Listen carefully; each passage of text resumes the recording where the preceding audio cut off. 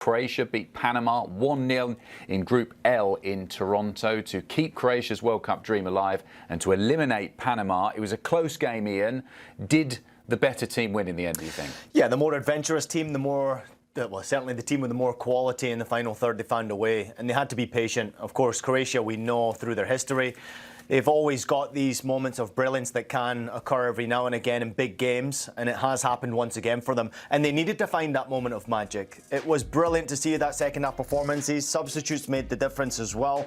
If it's not working like it wasn't in the first 45 minutes, it's amazing that you can just go to the bench and bring on one of the best goal scorers in the Liga football over the last few years and have him be the difference maker for you. But there were a number of standout performances. Luka Modric, once again, this was a perfect game for him because he didn't have to run too far in this game. All he had to do was just keep possession of the ball and wait for his moments to try and find that splitting pass. But I thought Stanisic was outstanding. Fantastic. On that right-hand side for Croatia, getting forward and eventually got the assist for the goal. From the Panama perspective, they're eliminated now after two 1-0 defeats. Do you think they'll be frustrated about how close they potentially were to getting a result from both of those games? Yeah, I think they would have to be thinking that if Coco Carrasquilla were healthy, that they would have had a much better chance of surviving. And I think as well, just the number of positions that they got into, this goes in both games. They were 1-0 defeats, and they had less of the ball, and they had less shots in theory. But I still think that they had moments where they really got after Croatia in this game. They had moments where they really got after Ghana. They were just incredibly frustrating in the final third. And that, I think, is what you'd be banging your head in if you're a Panama fan watching your team. We're so good at most aspects of the game. We get into the final third, and it's like they lose their heads. The crosses are all over the place. There is no synchronicity in the movements between forward players to get into the right positions to create chances. And I just think that Panama lacked cool heads in the final third, and that's the reason why they're going out of the tournament. I thought they were better than Ghana for the lion's share of that game. And also, this is sort of an interesting one because we have to track the progress of these hydration breaks as they go on throughout the tournament. I thought tonight's hydration break in the second half completely altered the trajectory of the game. If you go back in the 5 minutes before that hydration break, they're piling on the pressure. I think they hit the crossbar. They had a great chance from a set piece. And then all of a sudden, the hydration break happens. Croatia can go back into their huddle. They can figure things out with the manager, Dalic, and then they went again.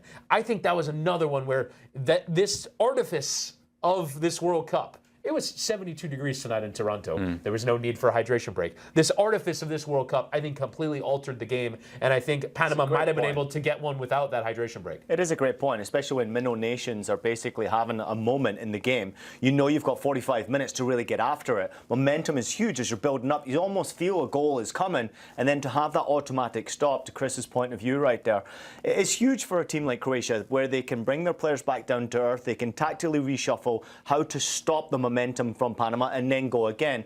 And I think Croatia played it perfectly. But that's what you got to do right now. I mean, we're hearing from the commentator, it's 4 quarters now that we're seeing in the game. And it is very frustrating for teams. Obviously, this was a big moment for Panama, right? The second time now they've been eliminated on match day 2. Tonight I was disappointed though. They had more shots in that second half, but again, to Chris's point of view, where's that quality coming from, right? Where's that moment coming from? Where's that goal scorer? Or even, I would go a step further and say, where's the belief? It was almost just a hope that they could actually win this game, a hope that they could get back into this game, rather than knowing, Adam, that they had the quality to be able to do so. Yeah, withstanding and creating momentum is such a part of football. We see it all the time, and this hydration break system does artificially introduce that into the game for the team that's maybe got the momentum or the team that's trying to chase it. You cover the Concacaf nations a lot when you do your commentaries, Witty. How do you think they've performed so far? We've had some who've done brilliantly. Obviously, the bigger nations, USA getting both of those wins. Canada came back, roaring back in their second game. Others have struggled, and we've had Panama eliminated. Generally, how do you think they're getting on the world stage? I think the second tier of Concacaf is where the growth has to occur. And I think it is interesting. Those teams are usually Costa Rica, who got all the way to a quarterfinal in 2014. Honduras are usually in there. They have fallen off quite significantly. And so I think Jamaica as well are a team that have fairly significantly disappointed. Excuse me. Those are teams that are not at this tournament. For the teams that are at this tournament, Curacao, I think, obviously impressing by getting the point against Ecuador. But you mentioned, obviously, now Panama out and Haiti are out as well. And I think they would be, you know, think of themselves as underdogs. And Panama have only ever scored 1 goal at the World Cup. They couldn't add to it. The thing that would be frustrating is, again, the performances were largely good. They were largely in a good position in games to do something, to get something. I think they're ready for that next step. But now the worry for them, and we talked about this a bit off air as well, is that Panama are aging. This is an aging team. It's been the same name. You can almost close your eyes and, all right, there's Barcenas out there, and there's Fajardo up front, and you see so many of these guys, Puma Rodriguez on one side. These guys have basically been the same generation, which, to be fair, have lifted Panamanian football to an incredibly high level. They got to a Gold Cup final. They got to a Nations League final. They obviously qualify for multiple tournaments. This has been a great generation of Panamanian players, but where's the next one? It's very difficult for a nation as small as Panama to keep that level of talent coming through. Average age 29 in this group, and there were 3 players 30 or above. Listen, Christensen's had a great run as well. Let's make no mistake about it. It was very, very good what he has done. Obviously, getting to a World Cup, you would have to say, because of the 3 host nations. That's why they're probably there, this group. But they've had an incredible run, and they deserve to have another pop at a World Cup. But again, unfortunately, they've just not been able to find a way to win games. And when you get to a FIFA World Cup, what I want to see from the Concacaf nations is bravery. Excellent tactically, very compact, made it difficult for Croatia, but the bravery has to come, and the moment of class has to come from these nations, smaller nations. You have to have a Carrasquilla to be able to unlock defences. You have to have a Fajardo who's on form to be able to take the chances when they arise in front of goal. It didn't happen for them again, Panama. Very disappointing from them. I love what they did do, though. There was a lot of heart there, a lot of passion. You could see the passion also from the supporters, and I'm sure they're obviously very proud of their team for the effort they've put into it.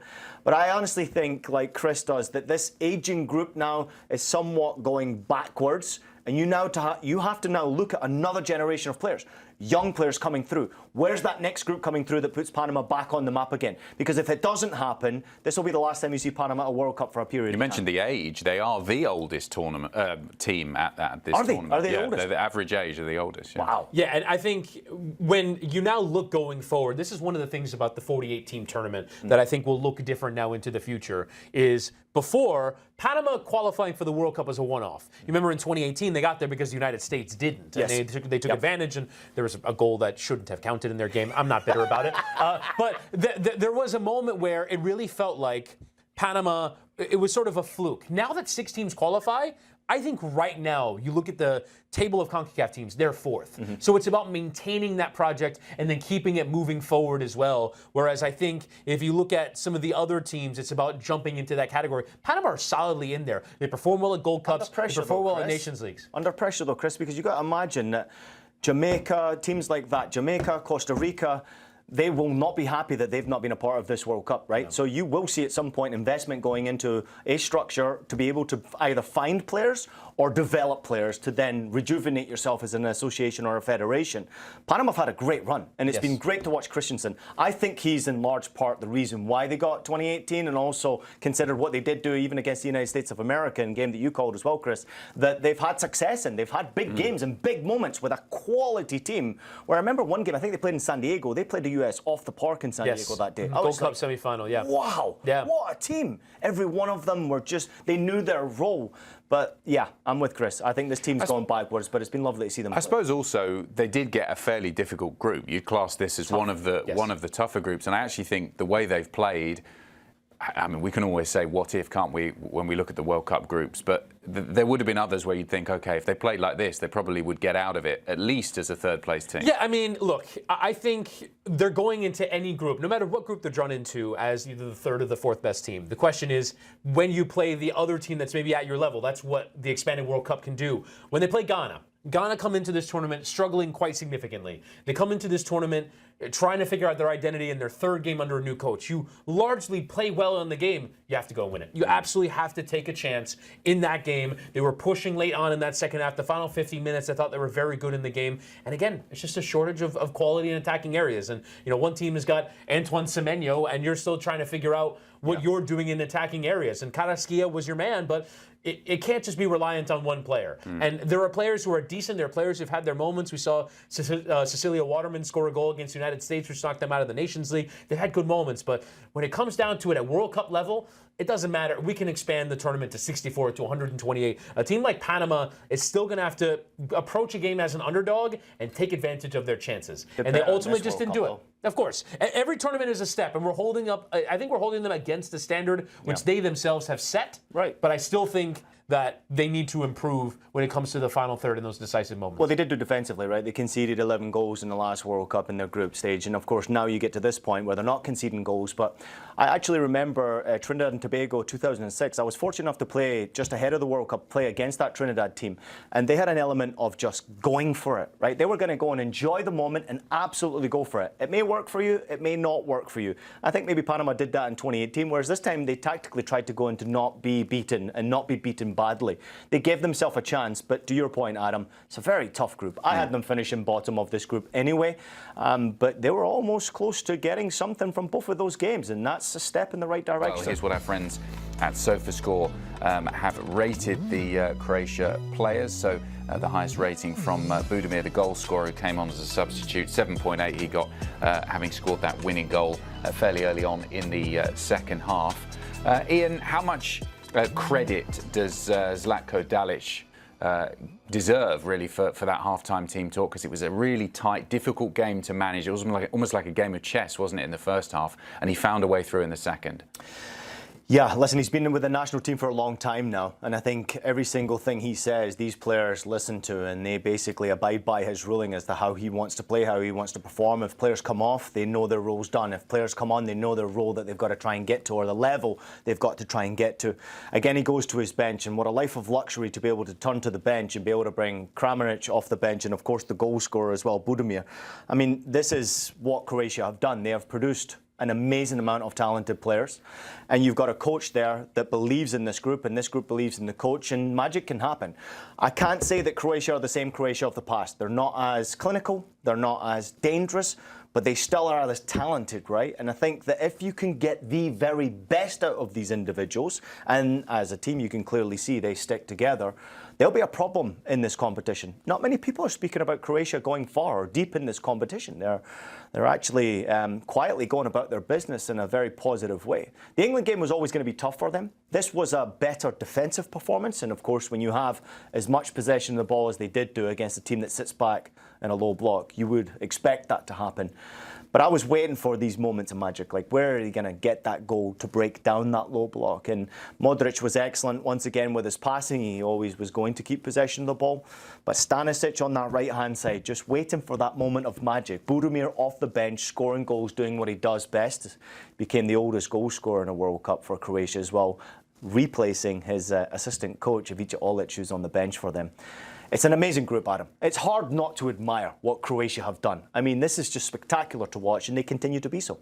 Obviously, Luka Modric is getting a lot of plaudits for his longevity. I mentioned the 200th cap there and the amount of games he's played for Croatia at World Cups. But does he have the magic in his boots that we're seeing from Messi and Cristiano Ronaldo to really have an impact, a critical impact on this team, Witty? He does it in a different way. I think we saw really good performances from him in Serie A this season, playing for Milan, obviously until the last month of the season when it all went pear-shaped for them. But I do think that Modric still has that level of quality to dictate the game from deeper positions in midfield. You're not going to see it reflected in the score sheet because he's not a goal scorer. He can't provide an assist. He can't provide a goal. He chips in, though, for the most part. It is about trying to find wingers and fullbacks in good positions, and I think that is generally what he does. The one thing, though, I think with this Croatia side that does leave me feeling a little bit cold is I do think they're still trying to figure things out in the attack. Yeah. I don't think they have a sense of who their number 9 is. They started with Musa.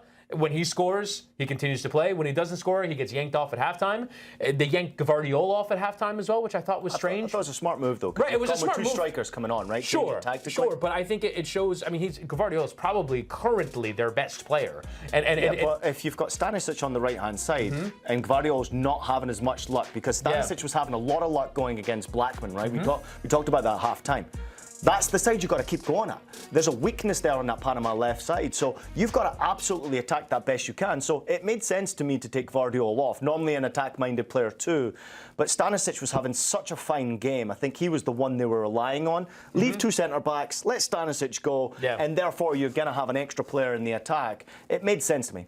Yeah, I just think, though, with Guardiola, he could play in a number of positions. But in the overall, I think they're very good in midfield, and Luka Modric absolutely leads the way in that respect. But I think, with Kovacic and Perisic, I just think at times they're in search of answers in other areas of the pitch. I think they're in search of answers in wide positions, at the striker role. I don't think from an attacking standpoint, I don't really think that and look, let's be very clear. We're holding them to a very high standard because they finished second in 2018. They finished third in 2022. This is a nation that has elevated their level of expectation, but it's still a country with an incredibly tiny population in terms of you're trying to find players in this incredibly small pool. And they've done an unbelievable job to maximize what they do have. But I think I am left from these first two games that we've seen not thinking of them as a contender. And we've underestimated them before. We underestimate them at our peril. But I am left a little bit cold from their performances that we've seen. And a lot so of the far. points we made about Panama, you could make the same points about Croatia, about the golden generation slowly fading. The halftime substitutions made a big difference. Budimir coming on, Kramaric as well, Budimir getting the goal. Are those two players that are making a case to be in the starting lineup, Ian, going forward? Yeah, you had two Sucics coming off the bench as well alongside these two, which were impactful. Pasalic also came off the bench, and of course they should have been able to find that second goal, and they had that 1v1 opportunity. Listen, Kramaric for me has been one of the most informed strikers in the Bundesliga. Plays a little bit more deeper at times, not necessarily as that number 9. Budimir, we could say the same so in La Liga. I guess to Chris's point here, they're very good players. But are they at the level of the previous Croatian attackers that we have seen in this group? Probably not so much. And of course, Luka Modric is getting a little bit older, so you need to be able to have players around Luka Modric finishing chances, taking opportunities to win games for you. But yeah, listen, it's amazing to me that he can just look at his bench and see the talent that they've still got there to be able to change a game.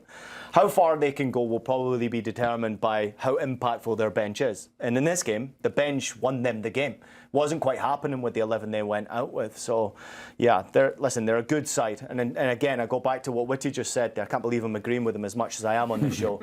But he's right. This is a Croatia that we have no idea how good they are. And we probably won't know how good they are until they go up against very strong opposition. Against England, it was good in the first half. Somewhat weak. You could see there was a weakness there defensively. Better against Panama, but they weren't really questioned too many times. Against better opposition, I remember in the last couple of World Cups, I think it was after England had lost to them, I vaguely remember it being Harry Kane giving the interview, and he was asked about what does this Croatia team do so well. And he did talk about Modric being a key point in this, but he talked about the fact that they deal with the ebbs and flows of a football match really, really well, partly because of the experienced players they've got that play in all these different leagues around the world, so they learn a part of each of the teams that they've played for. But they know when to push, and they also know when to sit back and kind of work their way into the game. And I think that's something that England were really able to exploit in that second half, where England completely dominated the game in Texas. That I thought, this isn't the Croatia we've seen in the last couple of World Cups that know when to go for it and know when to sit back and defend. They got this game. This was a bit, I know it's much weaker opposition, but they got back to the Croatia I'd seen in the last two World Cups, who did know just how to get a result in a football match. You have to remember that in attacking positions, that they're still incredibly young and inexperienced. They don't have those players. Even Budimir, who scores well in La Liga, is not experienced with this group, with this national team. Petar Musa, Marko Pasalic, very good MLS players. But we saw Pasalic probably should have scored the second goal in this game, and he didn't take it. So they don't quite have, in the attacking end of the pitch, I really like Baturina at Como, but he still is evolving. And I think that is probably the one thing you could say was wrong with Como this season, was they didn't, in the most important moments of the season, which are particularly their games against Inter in Coppa Italia and in Serie A, they weren't able to have that clinical edge that you're talking about, that know-how in games, that game management ability. Every Croatia player had it in the previous generation, in 2022 and in 2018. I'm not certain that every player has that now. And I think if you're going into a knockout round, what you expect from them is they survive. They get to extra time. They get to penalties. They know how to make games longer and know how to thrive within them. I'm not certain that this group has that same characteristic. Well, if it stays how it is, they would play the winner of Group K in the first knockout round, which is Colombia, Portugal, yeah. Colombia, Portugal, that group, DR Congo as well, who are still alive in it. So it'll be interesting to see who they eventually get if they get there.